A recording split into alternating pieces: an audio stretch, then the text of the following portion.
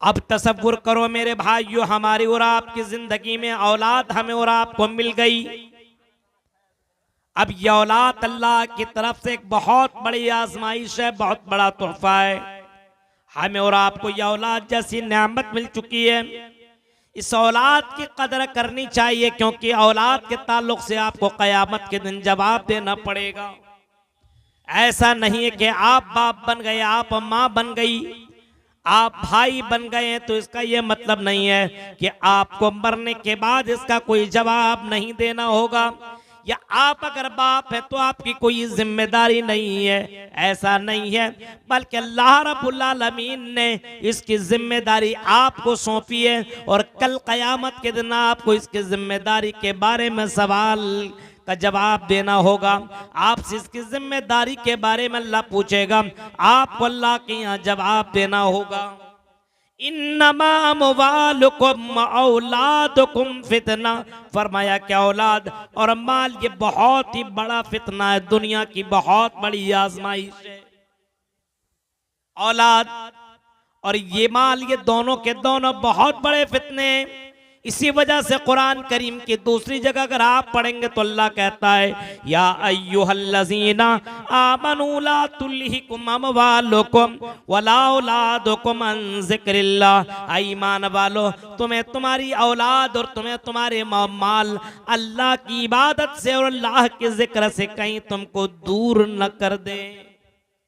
ये औलाद इतनी बड़ी आजमाइश है कि औलाद के चक्कर में लग कर के आदमी अपने आप को तबाह बर्बाद कर लेता है, अपनी दुनिया बर्बाद कर लेता है, अपनी आखिरत खराब कर लेता है। औलाद की मोहब्बत में इतना गिरफ्तार हो जाता है कि दुनिया में इतना डूब जाता है, और अपने औलाद को अच्छा बनाने के चक्कर में, अपने औलाद को खुश करने के चक्कर में अल्लाह ही को भूल बैठता है। नमाज रोजा ये सारी चीजें इंसान खत्म कर देता है, और सिर्फ अपने बच्चों के खुशी के लिए वो जिंदगी काटता है। इसी वजह से कुरान चीख करके कहता है, ला तुल्हिकुम अमवालुकुम वला औलादुकुम अन ज़िक्रिल्लाह। आई लोगों, कहीं तुम्हें तुम्हारे माल और तुम्हारी औलाद तुम्हें अल्लाह के जिक्र से, अल्लाह की इबादत से, अल्लाह की भक्ति से कहीं तुमको दूर न कर दे। तो औलाद बहुत बड़ी आजमाइश है। जिनको औलाद मिल गई बेटे की शक्ल में या बेटियों की शक्ल में, आप समझ जाइए आपके ऊपर एक बहुत बड़ी जिम्मेदारी आ चुकी है, बहुत बड़ी जिम्मेदारी। और अगर आपने उस बच्चे की जिम्मेदारी सही से निभा ली, उस बच्चे को सही मानों में अगर आपने तरबियत दे दी, आपने उसको इस्लामी लिबास पहना दिया, आपने उसको जनाब मोहम्मद रसूलुल्लाह सल्लल्लाहु अलैहि वसल्लम की जिंदगी आपने बता दी, और नबी अकरम सल्लल्लाहु अलैहि वसल्लम के तरीके पे उसको जीने के लिए आपने आमादा कर लिया, और आपने उसको तौहीद के ऊपर आपने जिंदा रख लिया, आपने तौहीद का दर्स उसको आपने दे दिया, तो मेरे भाइयों आप समझ जाइए कि आप कामयाब हो चुके हैं। आप गौर करें, बड़े बड़े अंबिया गुजरे, बड़े बड़े नबी गुजरे, बड़े बड़े ऋषि मुनि दुनिया में गुजरे। तमाम नबियों के ख्वाहिश थे कि मुझे औलाद मिले, लेकिन औलाद मिलने के बाद औलाद के लिए दुआ मांगा करते थे, अल्लाह रब्बि हबली मिनस सालिहीन, आय अल्लाह मुझे नेक औलाद देना, फरमा बरदार औलाद अता करना, नेक औलाद देना, लेकिन नेक औलाद देना। अब ये नेक औलाद कैसे मिले? उचितपुर के लोगों गौर करो, ये नेक औलाद हमें और आपको नसीब कैसे हो? नेक औलाद के लिए आपको नेक बनना पड़ेगा, आपको नेक लड़की लानी पड़ेगी, दीनदार लड़कियों को सेलेक्ट करना पड़ेगा, दीनदार बीवी को आपको अपने घर के अंदर लाना होगा, तब आपकी जिंदगी में नेक औलाद पैदा होगी।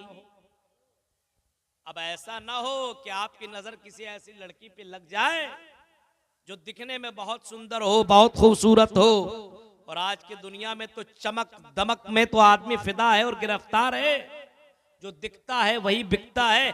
आज के दौर में सोशल मीडिया पे अगर किसी के ऊपर नजर पड़ गई और वो अच्छी लगने लगी, दोनों में दोस्ती बनी और बाद में पता चला कि दोनों ने आपस में कोर्ट मैरिज कर लिया, दोनों ने भाग करके शादी कर ली और दोनों ने आपस में एक दूसरे के साथ बंधन में बंध चुके। यही हाल हो चुका है।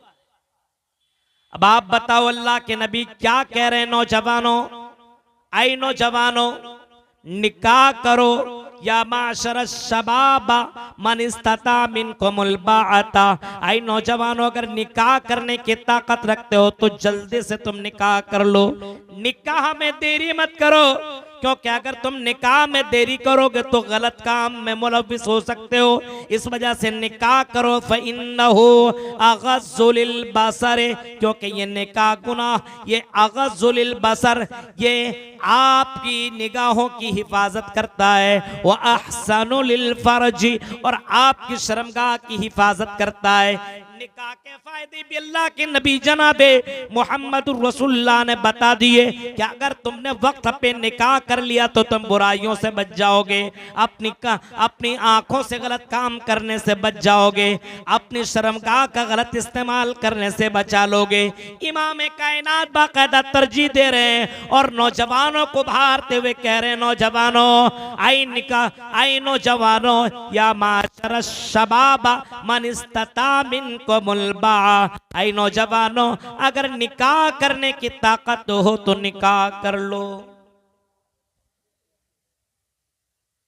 यहां वो मामला है ही नहीं। बहुत से लोगों को देखिए हालात कितने बुरे हैं कि किसी के जगह में गया, लड़कों की नजर किसी पे पड़ी या लड़की की नजर किसी पे, तो दोनों में आपस में मामला बना निकाह कर दिया।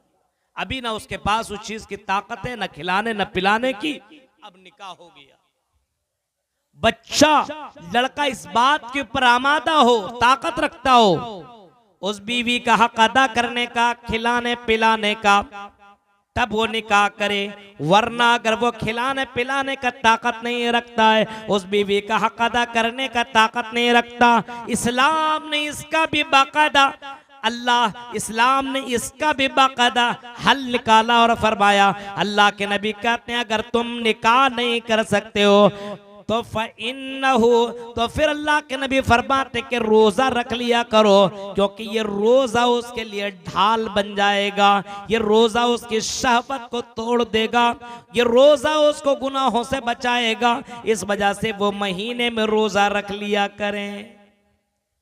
अब अल्लाह के नबी निकाह के ऊपर बोल रहे हैं, निकाह कर लो। और कहीं दूसरी जगह आपने फरमाया अगर निकाह करना हो तो तुनकिहुल मरअतु लिअरबइन, निकाह अल्लाह के नबी के दौर में भी 4 चीजों को लोग देख करके निकाह किया करते थे।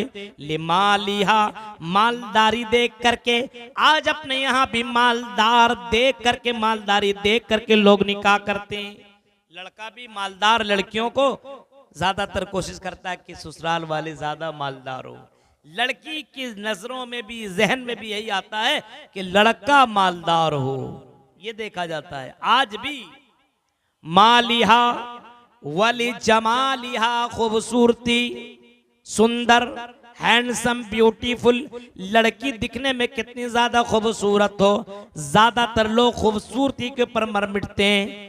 अल्लाह के नबी फरमाते हैं कि ज्यादातर लोग जमालिहा, खूबसूरती को देख करके निकाह करते हैं। वली हसबिहा, हसब और नसब भी देख करके, खानदान देख करके लोग निकाह करते हैं। वली दीनिहा, और दीनदारी देख करके लोग निकाह करते हैं। अल्लाह के नबी फरमाते हैं इन 4 चीजों में से तो लोग देख करके निकाह करते हैं, लेकिन मेरी मानो तो मोहम्मदुर रसूलुल्लाह अगर तुम्हें मशवरा दें तो इस बात का तुम्हें मशवरा देंगे अगर निकाह करो तो दीनदार लड़कियों को देख करके निकाह किया करो। फसफर बिज़ातिद्दीन, दीनदार लड़कियों से निकाह करोगे तो तेरी दुनिया भी अच्छी हो जाएगी और मरने के बाद की जिंदगी भी तेरी खूबसूरत हो जाएगी। दीनदार लड़कियां तेरी जिंदगी को खूबसूरत बना देगी। तो यहां नेक औलाद के लिए अल्लाह के नबी पहले ही बता रहे, नेक औलाद अगर चाहिए तो नेक बीवी लाओ, दीनदार बीवी लाओ। दीनदार बीवी तेरे पास आएगी, तुझे दीनदार बना देगी। तू अगर नमाज में कमी बेशी करेगा तो तेरी बीवी तुझे नमाज के लिए जगाएगी, चलो नमाज अदा कर लो। अगर तू गलत काम करेगा तो तेरी बीवी तुझे मना करेगी, ऐ मेरे शौहर तू क्या काम कर रहा है, अल्लाह के यहाँ तुझे जवाब देना पड़ेगा। और याद रखना मेरे भाइयों, जो मौलवी काम ना कर सके, बड़े बड़े मुफ्ती जिसकी बातों का जर्रा बराबर असर ना हो, एक औरत अपने शौहर को संभाल सकती है। आपने फिरौन का भी वाकया सुना होगा, इतना बड़ा कातिल वो फिरौन निकला था, कई हजार लाख बच्चों को उसने कत्ल कर दिया था, मर्डर कर दिया था, मार दिया था। लेकिन औरत के कहने की वजह से हजरत मूसा को नहीं मारा। हजरत मूसा अलैहिस्सलाम के ऊपर उसने तलवार न चलाई, सिर्फ उसकी बीवी ने इतना कहा था, आई मेरे शौहर इसको मत मारो, कुर्रत हो, इसको हम अपनी आंखों की ठंडक बना लेंगे या इसको हम फिर अपने बच्चा बना लेंगे। बीवी की बात पर ये फिरौन चुप रह गया और अपने बीवी की बात को मान करके उसने बच्चे को कत्ल नहीं किया। एक औरत चाह ले तो अपने शौहर को दीनदार बना सकती है, बिगाड़ भी सकती है। इस वजह से अल्लाह के नबी क्या फरमा रहे हैं, जब तुम निकाह करो तो दीनदार लड़कियों से निकाह करो। अब तुम दीनदार लड़कियों से अगर निकाह करोगे तो उसके बतन से जो भी बच्चे पैदा होंगे, जाहिर सी बात है दीनदार लड़की होगी, नमाज पढ़ेगी, कुरान की तिलावत करेगी, उसका असर उस बच्चे के ऊपर भी तो होगा। नमाज में अपने उस होने वाले बच्चे के लिए दुआ माँ मांगेगी।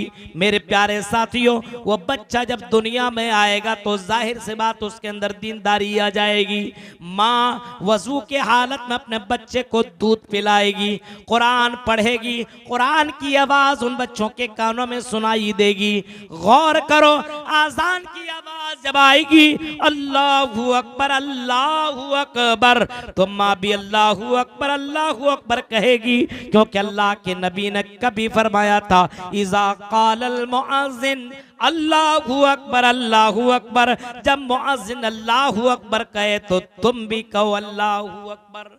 जब मुअज़्ज़िन अशहदु अल्ला इलाहा इल्लल्लाह कहे तो तुम भी कहो अशहदु अल्ला इलाहा इल्लल्लाह। ये अल्लाह के नबी बाकायदा सहाबा को कह रहे हैं, जब मुअज़्ज़िन आज़ान दे तो आज़ान के जुमलों को तुम दोहराओ, जब आज़ान ख़त्म कर ले तो फिर आज़ान के बाद की दुआ तुम पढ़ लो। अल्लाह के नबी सल्लल्लाहु अलैहि वसल्लम फरमाते हैं, जिसने ये काम किया वो आदमी जन्नत के अंदर दाखिल होगा। अब एक बाप अगर ये काम करे तो बेटा अपने बाप को देख करके भी ये काम करेगा। अगर माँ ये काम करे तो बच्चा या बच्ची जो उसके गोद में वो बच्चा है, वो बच्ची है, वो सुन सुन करके या देख देख करके अपने माँ की नकल करेगी या अपने माँ की नकल करेगा। अगर बच्चा होगा तो नकल करेगा, बच्ची होगी तो नकल करेगी। इसी वजह से अल्लाह के नबी सल्लल्लाहु अलैहि वसल्लम ने कभी फरमाया था, माँ मिन मौलूदिन यूलदु अलल फितरा। आई लोगों सुनो, हर बच्चा इस्लाम के ऊपर पैदा होता है, हर बच्चा फितरत इस्लाम के ऊपर पैदा होता है। माँ बाप चाहे तो उसको यहूदी बना दे, उसको नसरानी बना दे, उसको मजूसी बना दे, माँ बाप चाहे तो उस बच्चे को बिगाड़ दे या माँ बाप चाहे तो उस बच्चे को संवार दे, ये माँ बाप के ऊपर डिपेंड करता है। तो दीनदार बच्चा कैसे हो, माँ बाप को दीनदार बनना पड़ेगा। अब सिर्फ आप डायरेक्ट तो कहेंगे मौलवी साहब हमारे बच्चे के लिए दुआ कर दीजिए, मौलाना कितनी दुआएं करेंगे, आपको खुद कोशिश पहले करनी होगी। माहौल से बच्चा बनता है। याद रखिए, एक बच्चा को आप माहौल में डाल दीजिए, अच्छा माहौल दे दीजिए, तो वो बच्चा वहां के माहौल के ऊपर चलने लगेगा, उसी की नकल करने लगेगा। आप एक बच्चे को शराब की दुकान में रख दें, धीरे धीरे बच्चा वो शराब पीने लगेगा। एक बच्चे को आप जुआ की दुकान में रख दें, वो बच्चा धीरे धीरे जुआ खेलने लगेगा। एक बच्चे को आप मदरसे में रख दें, आप एक बच्चे को कुरान पढ़ाने की जगह में रख दें, वो बच्चा धीरे धीरे कुरान पढ़ने लगेगा और कुरान की सूरतों को याद करने लगेगा, क्योंकि ये सोहबत का असर है। इसी वजह वजह से अल्लाह के नबी सल्लल्लाहु अलैहि वसल्लम क्या फरमाते हैं कि बच्चा देख देख करके अपने माँ बाप के, अपने बच्चों की नकल करता है। दीनदार कैसे हो बच्चा, उसके लिए गार्जियन को दीनदार बनना पड़ेगा। अगर अल्लाह के नबी सल्लल्लाहु अलैहि वसल्लम जो इतने बड़े ऋषि मुनि थे, हाँ, विदाहामित्य महानिमादित्य वरुण तपसी परस्तातयनियाया, उस नबी के बारे में क्या फरमाया। हिंदू धर्म की किताबें कहती हैं विदाहामित्य महानिमादित्य, इतने महान थे, इतने महान कि उससे बढ़कर के कोई महान पुरुष दुनिया ही में नहीं आया। विदाहामित्य महानिमादित्य वरुण तपसी, और अल्लाह की इतनी ज्यादा उन्होंने इतनी ज्यादा अल्लाह को याद किया कि उससे ज्यादा याद करने वाला दुनिया में भी कोई नहीं आया। अल्लाह के नबी से बढ़ करके किसी ने अल्लाह को उतना याद किया है। सबसे ज्यादा अल्लाह को याद करने वाला, अल्लाह से डरने वाला और अल्लाह की इबादत करने वाला जनाब मोहम्मदुर रसूलुल्लाह। सबसे ज्यादा वरुण तपसी परस्तात यनियाया, इतनी ज्यादा अल्लाह को याद की। आप देखिए सुबह से लेकर के शाम तक हर वक्त आपको मोहम्मदुर रसूलुल्लाह की जीवनी में अल्लाह को याद करने का जिक्र मिलेगा। सुबह उठ रहे हैं तो दुआ पढ़ रहे हैं अल्हम्दुलिल्लाहिल्लज़ी अहयाना बादमा अमातना व इलैहिन नुशूर।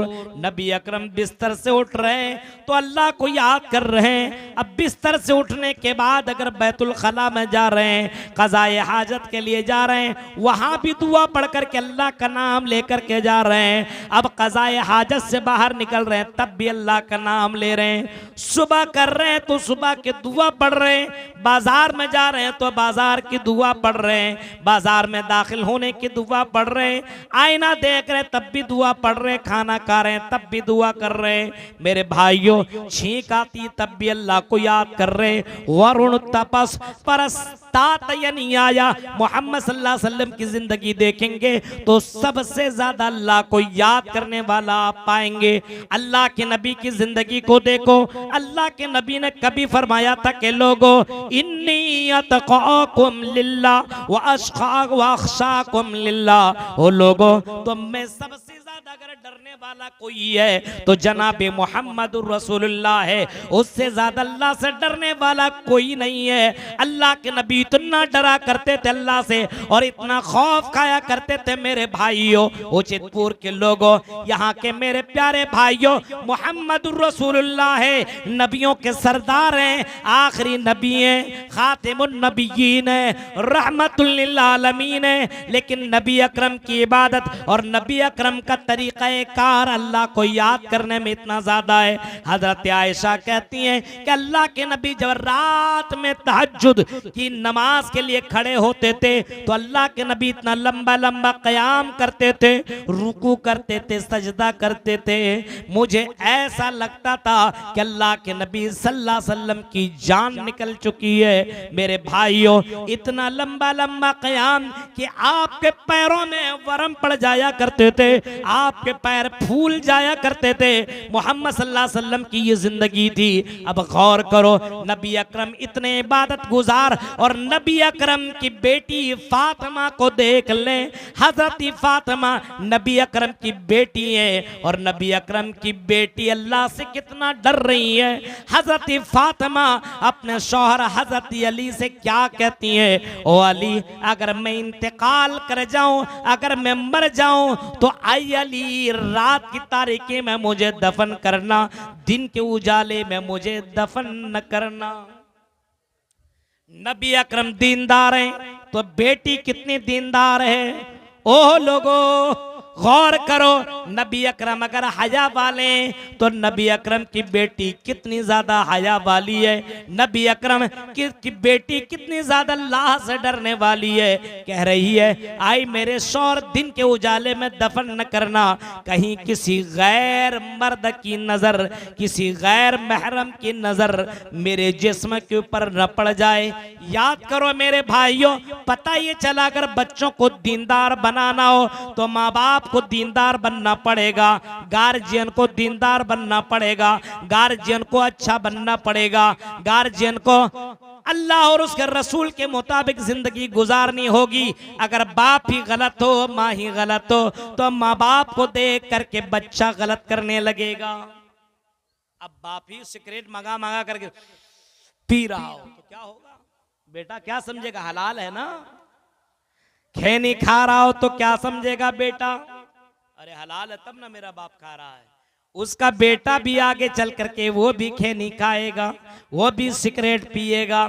अगर बाप जुआ खेलता तो बेटा भी देख करके जुआ ही खेलेगा।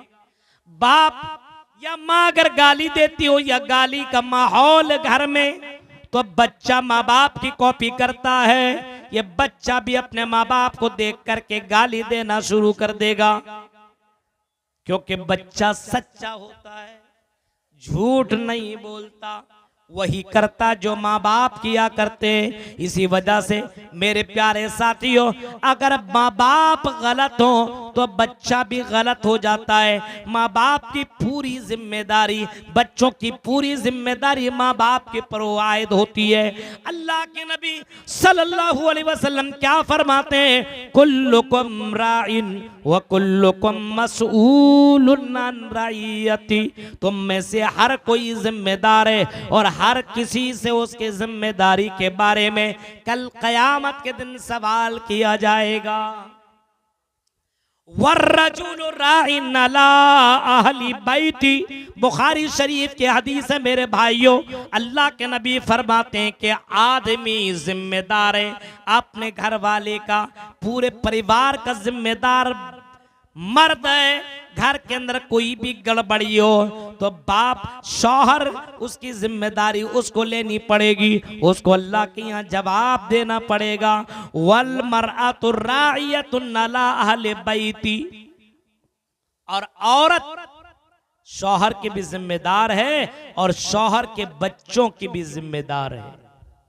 याद रखिए, घर के अंदर माहौल अगर आप बिगाड़ रहे हैं, बच्चा गलत कर रहा है, तो अल्लाह की जवाब माँ बाप को देना पड़ेगा। इसी वजह से नबी अकरम सल्लल्लाहु अलैहि वसल्लम की जिंदगी देखेंगे तो अल्लाह के नबी छोटे से बच्चे को तरबियत दे रहे हैं। हाँ, छोटे से बच्चे को दीन सिखा रहे हैं, तौहीद सिखा रहे हैं। हजरत अब्दुल्ला इब्न अब्बास को देखेंगे, अल्लाह के नबी सल्लल्लाहु अलैहि वसल्लम के साथ में वो बैठे हुए हैं, ऊंटनी पे सवार हैं, और अल्लाह के नबी क्या कह रहे हैं? आए अब्दुल्ला इब्न अब्बास सुनो, इज़ा सालत फसलिल्लाह। जब भी मांगना तो सिर्फ अल्लाह से मांगना। इदा सअलत फसलिल्लाह। जब तुम सवाल करना तो अल्लाह से सवाल करना। व इज़ा इस्तअनत फस्तईन बिल्लाह। और जब तुम मदद तलब करना तो सिर्फ अल्लाह ही से मदद तलब करना। एक 12-13 साल के बच्चे को अल्लाह के नबी तौहीद सिखा रहे हैं, अल्लाह के नबी उनको तालीम दे रहे हैं, अल्लाह के नबी उनको दर्स दे रहे हैं, अल्लाह के नबी उनको बता रहे हैं। एक छोटा सा बच्चा नबी अकरम के साथ खाना खा रहा है और खाते खाते वो बच्चा इधर उधर से खाने लगता है और बच्चा बाएं हाथ से खाने लगता है। अल्लाह के नबी कहते हैं, या गुलाम समिल्लाह। आई बच्चे अल्लाह का नाम लो, बिस्मिल्लाह बोलो। वकुल बियमीनिक। और अपने हाथ से, दाहिने हाथ से खाओ। व मिम्मा यलीक। और अपने तरफ से, अपने किनारे से खाया करो। मेरे भाइयों, एक छोटे से बच्चे को अल्लाह के नबी तरबियत दे रहे हैं, सिखा रहे हैं। यही तरीका हमें और आपको भी अपनाना होगा, अपने बच्चों को भी तरबियत देनी होगी।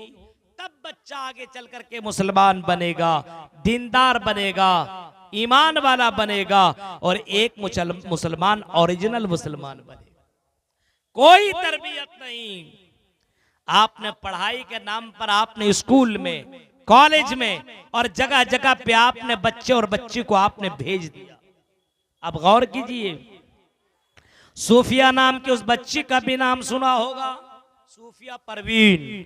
अभी पटना का घटना है, वाकया है। अभी कुछ दिन पहले उस लड़की का भी नाम सुना होगा। अरे किसी घर की तो वो बेटी होगी, बहन होगी। सूफिया परवीन पढ़ने के लिए कहाँ गई? पटना। पढ़ रही थी और पढ़ते पढ़ते वही मोबाइल का शौक और मोबाइल से इस तरीके से लोग लगाव बना लेते हैं कि मोबाइल में इस तरीके से चिपकते हैं और मोबाइल से इस तरीके से ताल्लुक अपनाते हैं, उसी में से किसी को दोस्त बना लेते हैं। उसी सूफिया परवीन ने किसी अजनबी लड़के को अपना फ्रेंड बना लिया और बाद में पता चला कि वो गैर मुस्लिम है और उसका नाम अमित है। दोनों में संबंध इतना बना कि दोनों एक दूसरे के बगैर रह नहीं पा रहे हैं। एक का नाम है सूफिया परवीन और दूसरे का नाम अमित है। अब दोनों पढ़ाई के नाम पर गए हैं पटना।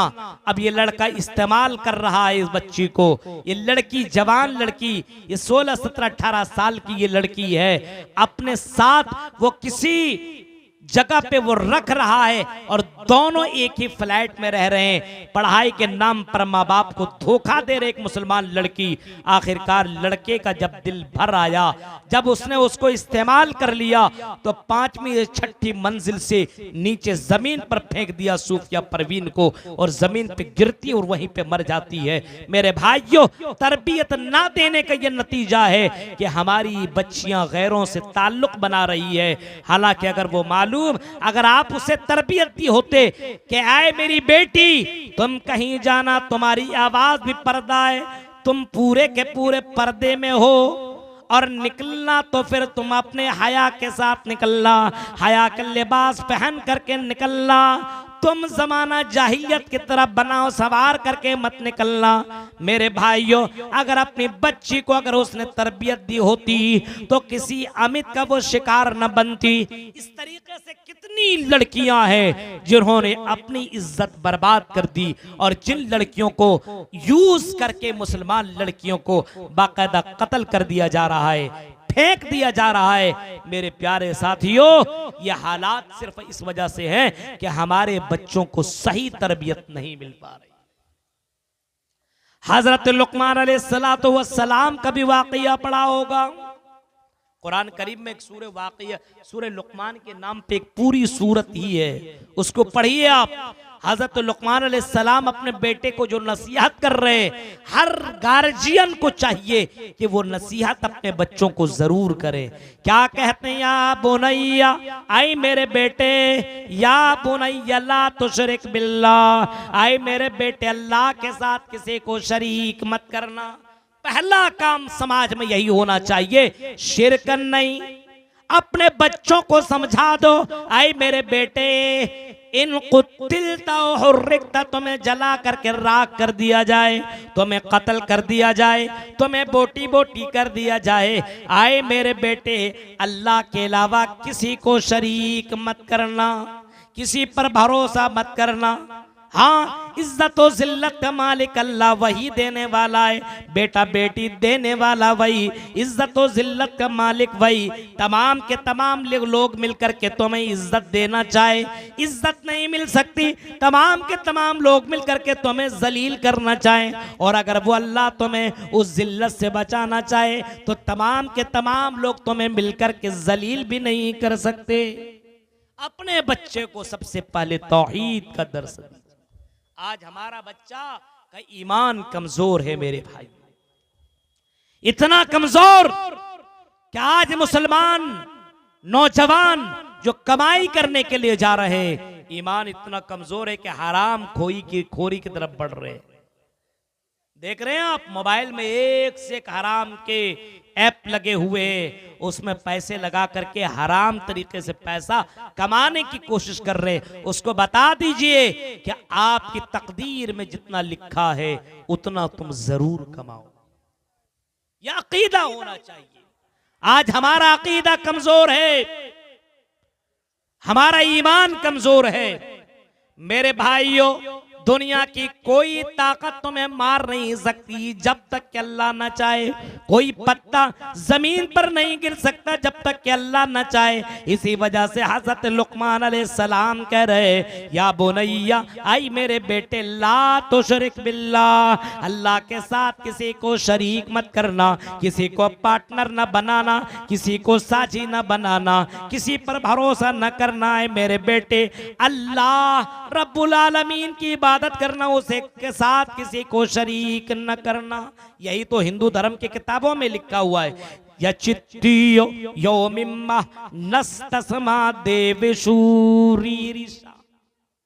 मांगो सिर्फ उसी अल्लाह से मांगो, कोई जर्रा बराबर देने वाला नहीं है। या चित्तियो यो मिम्बा नस्तस्मा देवेशूरीरिशा। उस अल्लाह के अलावा, उस भगवान के अलावा कोई देवी देवता जर्रा बराबर तुम्हें कुछ भी नहीं दे सकता। उसी से मांगो। उदऊनी अस्तजिब लकुम। अल्लाह कहता मुझसे मांगो, मैं ही तुम्हारी पुकार को सुनूंगा। उसी से मांगो। यहां कितने कितने दरगाहों में लोग जाकर के मांगा करते हैं। मुझे गैरों से कोई शिकवा नहीं। अपनी मुसलमान जमात जो अपने आप को मुसलमान कहलाने के लिए रोजाना सुबह शाम ऐलान करते हैं कि रग रग में है नबी नबी। मेरे भाइयों, नबी की बात लोग मानते नहीं है। सिर्फ नबी नबी, रग रग में। अल्लाह के नबी ने मज़ारों पे जाने पे मना किया। अल्लाह के नबी सल्लल्लाहु अलैहि वसल्लम ने इन तमाम चीज़ों से मना कर दिया। और अल्लाह के नबी ने यह भी फरमाया, लानल्लाहुल यहूद वन नसारा इत्तखज़ू कुबूर अंबियाइहिमुल मसाजिद। यहूद व नसारा पर अल्लाह की लानत हो, क्योंकि उन्होंने अपने अपने कब्र, अपने अपने नबियों की कब्रों को सजदागाह की जगह बना लिया था। इसी वजह से अल्लाह के नबी क्या कह रहे हैं, मेरी कब्र को सजदागाह न बनाना, मेरी कब्र को चूमने और चाटने की जगह न बना लेना। अल्लाह के नबी सल्लल्लाहु अलैहि वसल्लम तौहीद का दर्स दे रहे हैं और हजरत लुकमान भी अपने बेटे को तौहीद के बारे में बता रहे हैं। मेरे बेटे, जब तक दुनिया में रहना, अल्लाह के साथ किसी को शरीक न करना। तो अपने बच्चे को सबसे पहले तौहीद सिखाना होगा। छोटा सा बच्चा हो, उसको अल्लाह के बारे में बताना होगा कि तुम दुनिया में क्यों आए हो, अल्लाह ने क्यों भेजा है और कहां जाना है। मेरे भाइयों, ये सारी चीजें अपने बच्चों को बतानी होगी और ये आपका काम है। क्योंकि माँ बाप, ये माँ बाप के जिंदगी में जब तक बच्चा रहता है, समझ लिए पहला मदरसा घर ही तो उसका मदरसा है। माहौल को देख करके और माँ बाप को देख करके बच्चा उसी हिसाब से आगे बढ़ता है। याद रखिए आप। हजरत लुकमान आके कहते हैं, या बुनैया क़ीमिस्सलाह। आए मेरे बेटे, नमाज कायम करते रहना, नमाज जान बूझ करके मत छोड़ना। अल्लाह के नबी सल्लल्लाहु अलैहि वसल्लम नमाज के बारे में कह रहे हैं, ऐ मेरी उम्मत के लोगों, अस्सला अस्सला अस्सला व मा मलकत ऐमानुकुम। नबी अकरम का आखिरी जुमला है।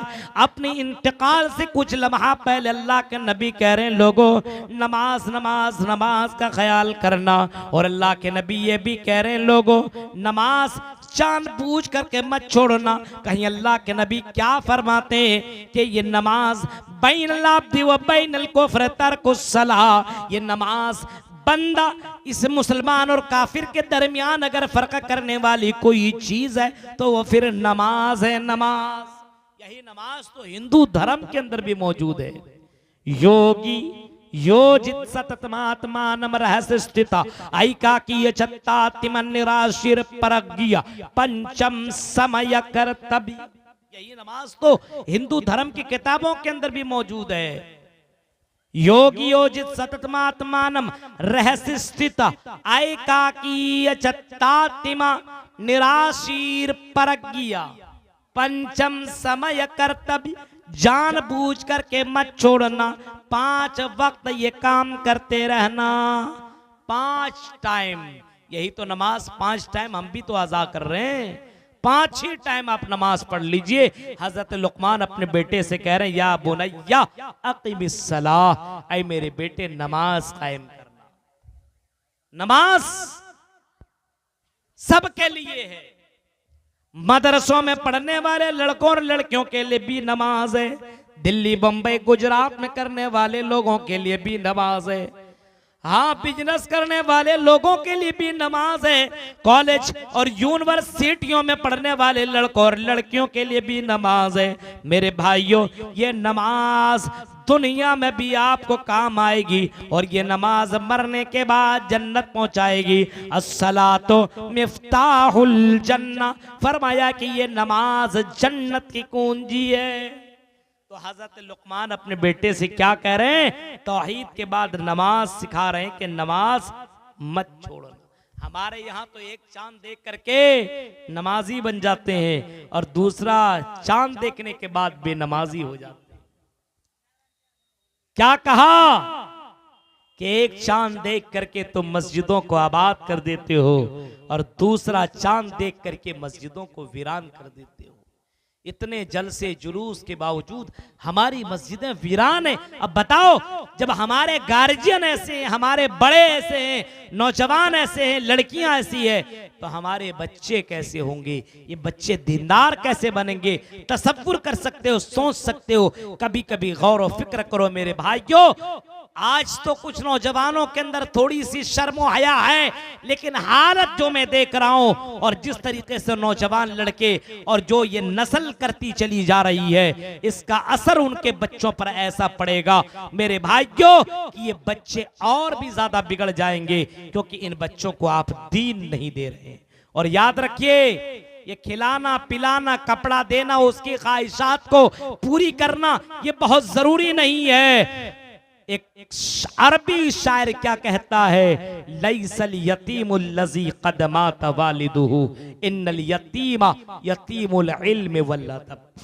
क्या कहा? एक बहुत बड़े अरबी शायर कह रहे हैं कि यतीम वो नहीं है, लैसल यतीमुल लज़ी क़द मात वालिदुहु, जिनके माँ बाप मर चुके हैं, जा चुके हैं, दुनिया में नहीं है, उनके माँ बाप खत्म हो चुके हैं, वो यतीम तुम्हारी नजर में यतीम है, लेकिन हकीकत में यतीम वो नहीं है। यतीम वो है जिनको इल्म और अदब न दिया गया हो, जिनको तरबियत से महरूम कर दिया गया हो। सबसे बड़ा यतीम और सबसे बड़ा यतीम वही है जिनको इल्म और अदब से दूर रखा गया हो। आज हमारे बच्चों के पास इल्म नहीं, हमारे बच्चों के पास तरबियत नहीं, हमारे बच्चों के पास अखलाक नहीं, हमारे बच्चों के पास मेरे भाइयों जिंदगी गुजारने का तरीका नहीं। आज हमारे बच्चों को लाते हैं, जलसों में नहीं बैठा करके, मेलों में घुमा करके, मेलों के सामान दिला करके वापस घर लेकर के चले जाते हैं। अब बताइए मेरे भाइयों, उन बच्चों के ऊपर क्या असर होगा? वो बच्चे यतीम ही तो रह जाएंगे।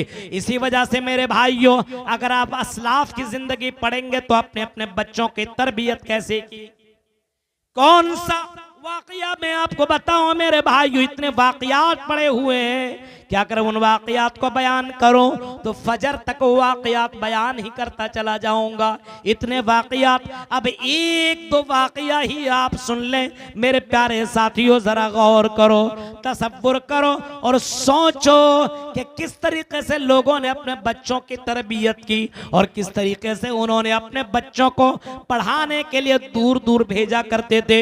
आपने अब्दुल कादिर जिलानी का भी नाम सुना होगा। अब्दुल कादिर जिलानी की माँ, उनको जो छोटा सा बच्चा है, 9-10 साल का ये बच्चा है, इस बच्चे को उसकी माँ पढ़ने के लिए बाकायदा बगदाद भेज रही है। हाँ, अपने बच्चे को दूर भेज रही है और भेजते समय उस बच्चे को पैसा दे रही है, दिनारों दिरहम दे रही है और उस पैसे को उनके कपड़े में सिल के दे देती है, छिपा देती है ताकि किसी को पता न चले। लेकिन बेटे को एक नसीहत करती है कि ऐ मेरे बेटे, कभी भी झूठ मत बोल, झूठ मत बोलना। जिस काफले के साथ, जमात के साथ जा रहे थे, डाकुओं ने हमला कर दिया, उस बच्चे तक पहुंचा और बच्चे की तलाशी ली, कुछ नहीं मिला। एक डाकू ने पूछा, बच्चा तेरे पास कुछ नहीं है? जवाब में कहता, मेरे पास 40 अशरफी है, 40 दिनार है, 40 दिरहम है, मेरी अम्मी ने यहाँ पे छिपा करके रखा हुआ है। मेरे भाइयों, उस मौके पे भी बच्चा झूठ नहीं बोला, सच बोला। ये तरबियत ही का नतीजा था कि डाकुओं ने जब सुना और उसके सरदार ने सुना तो सरदारों ने ईमान ले आया कि एक बच्चा जब अल्लाह की फरमाबरदारी कर सकता है तो हम इतने बड़े होकर के हम अल्लाह की नफरमानी कैसे करें। मेरे भाइयों, तो पहले जमाने के लोग, औरतें अपने बच्चों को इस तरीके से तरबियत देती थी कि अपने बच्चे को सिखाती भी थी और अपने बच्चों को दूर तक पढ़ने के लिए भेज दिया करती थी। सोचिए, आज के दौर में ना बच्चे को दूर कर पा रहे हैं, न बच्चे को तरबियत दे पा रहे हैं, न बच्चे को सिखा रहे हैं। बच्चे के सामने गाली गुलूज, बच्चे के सामने अजान सुनकर के जवाब नहीं, बच्चे के सामने कोई नमाज नहीं, न कुरान की तिलावत, बस मोबाइल। बच्चा रोने लगे तो मोबाइल दे दो, बच्चे को मोबाइल दे दो तो रोना बंद, और जवानों को मोबाइल दे दो तो सोना बंद। मेरे भाइयों, यही तो हाल है मुसलमानों का, यही तो हाल है समाज का। गौर करो, दीनदार अगर अपने यहाँ बच्चों को दीनदार बनाना हो तो माँ बाप को दीनदार बनना पड़ेगा और जिम्मेदारी निभानी हो। नमाज के ऊपर आप अपने बच्चों को तलकीन करें, खुद नमाज पढ़ें और अपने बच्चों को नमाज की आदी बनाएं। अल्लाह के नबी क्या फरमाते हैं, जब बच्चा बोलने का लायक हो, बोलने लगे तो उसको अल्लाह अल्लाह बुलवाओ, और जरा और ज्यादा बोलने लगे तो उसको ला इलाहा इल्लल्लाह बुलवाओ।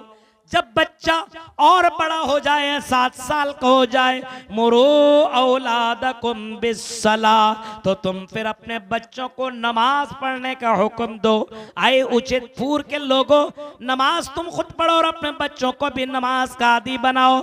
नमाज का तुम हुक्म दो, क्योंकि नमाज है तो फिर मुसलमान हो, नमाज नहीं तो फिर मुसलमान ही नहीं है। मेरे प्यारे साथियों, आज मुसलमानों के यहाँ नमाज के मामले में बहुत ही ज्यादा कोताही है, जबकि आपने सुना है जहन्नम में लोग जाएंगे और जब जन्नती सवाल करेंगे, मा सलककुम फी सकर, ऐ लोगों बताओ, ऐ जहन्नमियों बताओ, तुम जहन्नम के अंदर क्यों चले गए, जहन्नम में जाने की वजह क्या है। पहला जवाब तो यही होगा, लम नकुम मिनल मुसल्लीन, हम नमाज नहीं पढ़ा करते थे।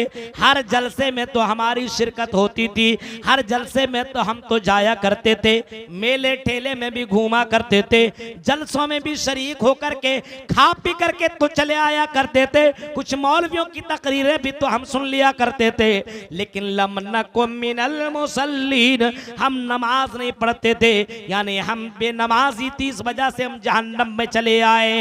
यानी बेनमाजी की वजह से जहन्नम में जाने की पहली वजह बताएंगे कि हम नमाज नहीं पढ़ते थे। तो पता ये चला कि आप खुद नमाज पढ़ें और अपने बच्चों को भी नमाज पढ़ने का हुक्म दें, क्योंकि अल्लाह के नबी ने फरमाया, मुरू औलादकुम बिस्सलाह, ऐ लोगों तुम अपने बच्चों को नमाज पढ़ने का हुक्म दो जब बच्चा 7 साल का हो जाए, और जब बच्चा और बड़ा हो, 10 साल का हो और नमाज ना पढ़े तो वज़रिबूहुम, मारो।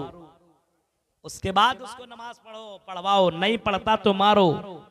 अब बाप नमाज ही नहीं पढ़ रहा तो बेटा कहां से पढ़ेगा, माँ नहीं पढ़ रही तो बेटी कहां से पढ़ेगी। मेरे प्यारे साथियों, पता ये चला बच्चों को नमाजी बनाने के लिए, बच्चों को दीनदार बनाने के लिए माँ बाप को नमाजी बनना होगा, माँ बाप को दीनदार बनना। गौर कीजिए, तब उस बच्चे की तरबियत हो सकती है। इतनी आसानी के साथ आप समझ जाएं कि बच्चा पैदा हो गया, बच्चा हमें मिल गया, अब उसको जैसा चाहो उसके मन के मुताबिक छोड़ दो, ये बच्चा सुधर जाएगा। नहीं, उस बच्चे के ऊपर आपको गहरी नजर डालनी होगी, उसके ताल्लुक से आपको फिक्रमंद होना पड़ेगा। कुरान कहता, कु अनफुसकुम व अहलीकुम नारा, अपने आप के बारे में भी फिक्रमंद हो, अपने आप को भी जहन्नम से बचाओ और अपने परिवार को, अपने बच्चों को भी जहन्नम की आग से बचाओ। तुम्हें फिक्र होनी चाहिए कि किस तरीके से मैं अपने परिवार को मैं जहन्नम से बचा लूं, मेरे भाइयों, आपको जब अपनी फिक्र होगी, अपने बच्चों को फिक्र होगी, तो दीनदारी तेरे घर के अंदर आ जाएगी और तेरे बच्चों में भी दीनदारी आ जाएगी। अगर आपके अंदर फिक्र ही ना हो, आपके अंदर अल्लाह का डर ना हो, तो फिर आपका बच्चा कैसे अल्लाह से डरेगा? जब आप ही नमाजी ना हो तो आपका बच्चा नमाजी कैसे होगा? आप ही कुरान की तिलावत ना करें, कुरान ना सुने, तो आपका बच्चा कुरान कैसे पढ़े और आपका बच्चा कुरान की तिलावत कैसे करे? हर वक्त आप मोबाइल में गाने सुने, फिल्में देखें, गलत चीजें देखें, गलत बात बोले, झूठ बोले, चोरी करें, डकैती करें, जिना करें, ये सारे काम आप करें, तो आप ये कैसे सोच सकते हैं कि मेरे घर के अंदर दीनदार बच्चा पैदा हो जाए? मेरे भाइयों, आपको आपके बच्चे को बनाना होगा, दीनदार बनाना पड़ेगा।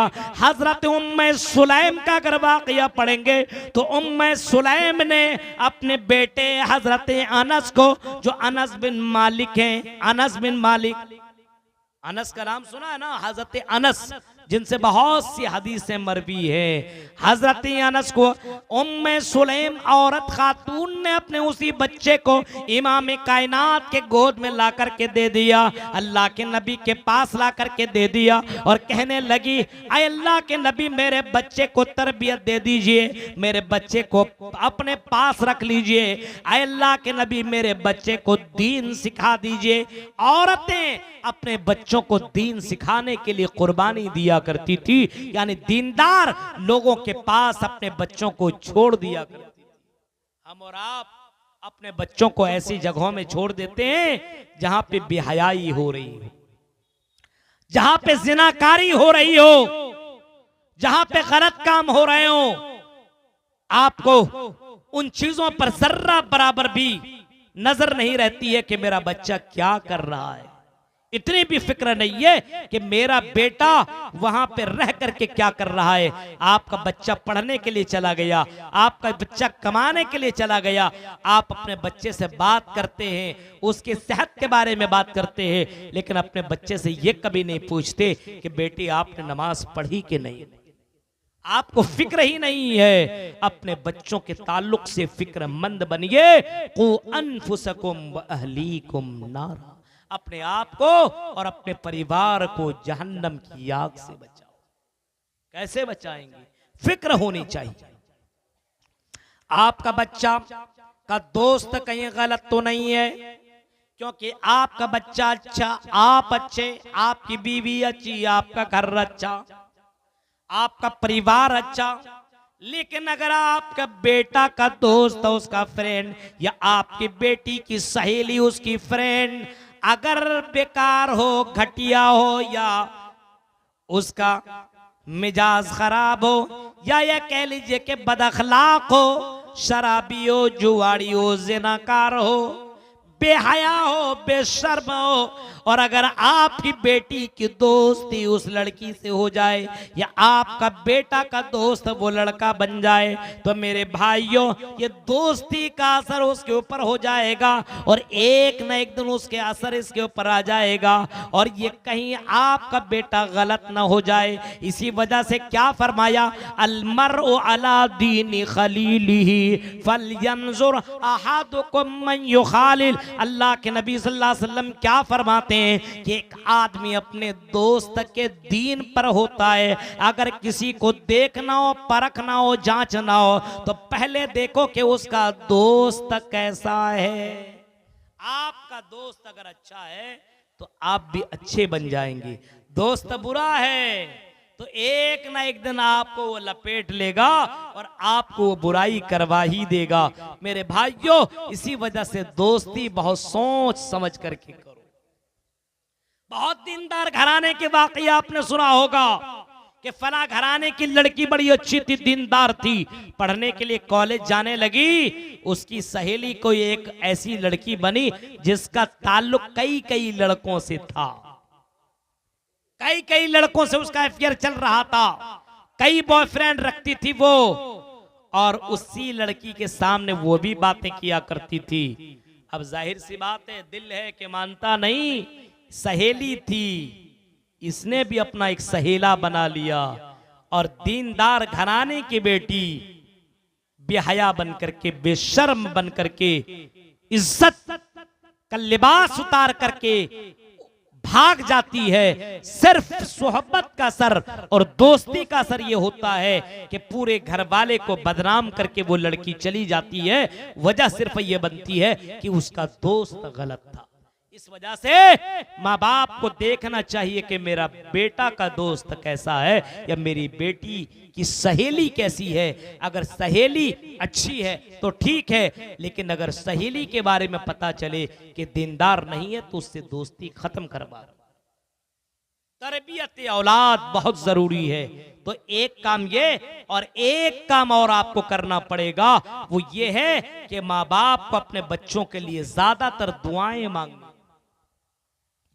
हजरत इब्राहिम अलैहिस्सलातु वस्सलाम को आप देखें, हजरत इब्राहिम अपने बच्चों के ताल्लुक से दुआ मांग रहे हैं, रब्बि जाली मुकीमस्सला व मिन ज़ुर्रियती, आय अल्लाह मुझे नमाजी बना दे, रब्बि जाली मुकीमस्सला, आय अल्लाह मुझे नमाजी बना दे, व मिन ज़ुर्रियती, और मेरी ज़ुर्रियत को, मेरी औलाद को भी नमाजी बना दे। यानी माँ बाप अपने बच्चों के लिए भी दुआ मांग रहे हैं मेरे भाइयों, क्योंकि माँ बाप की दुआ अल्लाह ताला रद्द नहीं करता है। माँ बाप अपने बच्चों के ताल्लुक से दुआ मांगे। हजरत इमाम बुखारी का भी नाम आपने सुना होगा, बहुत बड़े इमाम गुजरे हैं इमाम बुखारी। सही बुखारी जो कुरान के बाद जिनका सबसे ज्यादा असहुल कुतुब बाद किताबुल्लाह, अल्लाह की किताब के बाद सबसे सही किताब जिस किताब को दर्जा दिया जा रहा है वो सही बुखारी है। किसी भी मसलक वाले ने उस किताब को गलत नहीं करार दिया। सारे मसलक वाले और तमाम बड़े बड़े आलिम इस बात को मानने पर आमादा है बाकायदा कि सारी किताबों में कुरान के बाद अगर सबसे सही किताब अगर कोई किताब है वो सही बुखारी है। सही बुखारी के ताल्लुक से, इमाम बुखारी के ताल्लुक से, इस किताब के लिखने वाले राइटर के बारे में अगर आप पढ़ेंगे तो मेरे भाइयों, इमाम बुखारी मोहम्मद बिन इस्माइल का नाम आपने सुना होगा। इमाम बुखारी यही है। इमाम बुखारी की माँ ने अपने बच्चे के लिए रात रात में उठ करके दुआएं मांगी, क्योंकि इमाम बुखारी बचपन ही में आंखों से अंधे हो गए थे। उनकी बीनाई, देखने की शक्ति खत्म हो गई थी। उनकी माँ रात रात भर दुआएं मांगती थी, अल्लाह मेरे बच्चे की बीनाई वापस कर दे, अल्लाह आय अल्लाह मेरे बच्चे को अल्लाह देखने की शक्ति दे दे। माँ रात में रो रो करके अपने बच्चे के लिए दुआ कर रही है, आय अल्लाह मेरे बच्चे की रोशनी वापस कर दे, अल्लाह मेरे बच्चे को आलिम बना दे, अल्लाह। माँ की ये दुआ अल्लाह ने सुन ली और अल्लाह रब्बुल आलमीन ने उनकी माँ के पास, या ये कह लीजिए ख्वाबों में, हजरत इब्राहिम अलैहिस्सलाम आते हैं और खुशखबरी सुनाते हैं, आई इमाम बुखारी की माँ, आई इमाम बुखारी की माँ तेरे बेटे की बीनाई वापस आ गई है। सुबह उठती है तो क्या देखती है, वाकई इमाम बुखारी की बीनाई वापस आ गई। अब इमाम बुखारी को उसकी माँ ने पढ़ाया, खूब मेहनत की, खूब कोशिश की, इतना पढ़ाया कितने बड़े इमाम बन गए। मेरे प्यारे साथियों, माँ की दुआ का असर था, कितने बड़े इमाम बन गए। माँ की दुआ का असर देखना हो तो अभी जीती जागती तस्वीर आप देख सकते हैं। अब्दुर्रहमान सुदैस का नाम भी आपने सुना होगा, खाने काबा के इमाम है, मस्जिद हराम के इमाम है, हरमैन शरीफैन, मस्जिदुन नबवी और मस्जिदुन नबवी के भी इमाम हैं और मक्का के भी इमाम हैं। सबसे बड़े इमाम अभी वही माने जा रहे हैं। खाने काबा में जब उनकी नमाज होती है तो सुनने वाला सुनता ही रहता है। कुरान की तिलावत इस अंदाज में किया करते हैं, ऐसा लगता है कि कुरान पढ़ते चले जाएं। ये अब्दुर्रहमान साहब बताते हैं कि मेरी माँ एक मरतबा नाराज हो गई और नाराज के समय उन्होंने कहा था, भाग यहाँ से, घर से निकल जा तुझे अल्लाह खाने काबा का इमाम बनाए। गुस्से में भी माँ कह दी, जा तुझे अल्लाह खाने काबा का इमाम बनाए। शायद के कबूलियत का वक्त था, अल्लाह ने उसकी माँ की इस जुमले को सुन लिया। और मेरे भाइयों गौर करो, खाने काबा के इमाम अब्दुल रहमान साहब बन गए। मेरे प्यारे साथियों, इसी वजह से माँ बाप को चाहिए कि अपने बच्चों के लिए हमेशा दुआ करते रहें, अपने बच्चों के लिए दुआ मांगते रहें, अपने बच्चों की जिंदगी के लिए दुआ मांगते रहें। ये दुआ हमारे यहाँ से खत्म हो चुकी है। दुआ मांगते नहीं है, मौलवी साहब दुआ कर दीजिएगा, दुआ कर दीजिएगा। अरे पहले खुद दुआ मांगो, आपको खुजलाहट है तो खुद खुजलाइए।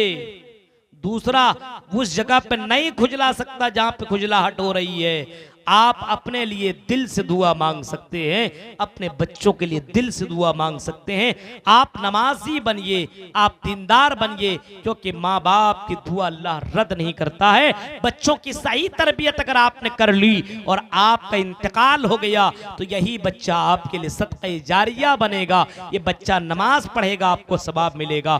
ये बच्चा कुरान पढ़ेगा, आपको सवाब मिलेगा। ये बच्चा नेक का काम करेगा तो आपको सवाब मिलेगा। मेरे प्यारे साथियों, तो बच्चों को तरबियत देने की जरूरत है, बच्चों की इस्लाह करने की जरूरत है। आपकी जिंदगी में ये बच्चे बहुत कीमती जेवर हैं, बहुत कीमती सरमाया है, बहुत कीमती नेमत है। इस नेमत को यूं ही बर्बाद न करिए और अल्लाह की इस नेमत का शुक्र अदा कीजिए और अपने बच्चों को सुधारिए, क्योंकि यही बच्चे हमारी मुस्तकबिल बनने वाले हैं, फ्यूचर बनने वाले हैं। ये बच्चे सुधर जाएंगे तो हमारी आने वाली नस्ल भी सुधर जाएगी। इस वजह से मेरे भाइयों, जरूरत इस बात की है कि दीनदार बच्चा बनाने के लिए दीनदार बनना पड़ेगा, बच्चों के लिए फिक्रमंद होना पड़ेगा, बच्चों की एक्टिविटी पे गौर और फिक्र करना पड़ेगा, बच्चों के उठने पे बैठने पे गौर और फिक्र करना पड़ेगा।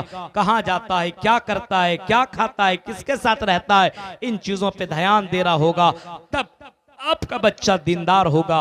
वरना मेरे भाइयों, अगर आपने सुस्ती बरती तो याद रखिए कि ये बच्चे बहक सकते हैं और उसके गुनहगार आप होंगे। अल्लाह के यहाँ आपको जवाब देना पड़ेगा। मेरे भाइयों, ये चंद अहम बातें थी जो मैंने आपके सामने तरबियत औलाद के ताल्लुक से रखी है। रब्बुल आलमीन से दुआ है कि बारे ला जो बातें बताई गई, अल्लाह इन बातों के पर कहने वाले को, सुनने वाले को, सबको अमल करने की पूरी पूरी तौफीक अता फरमाए। आमीन। वाह।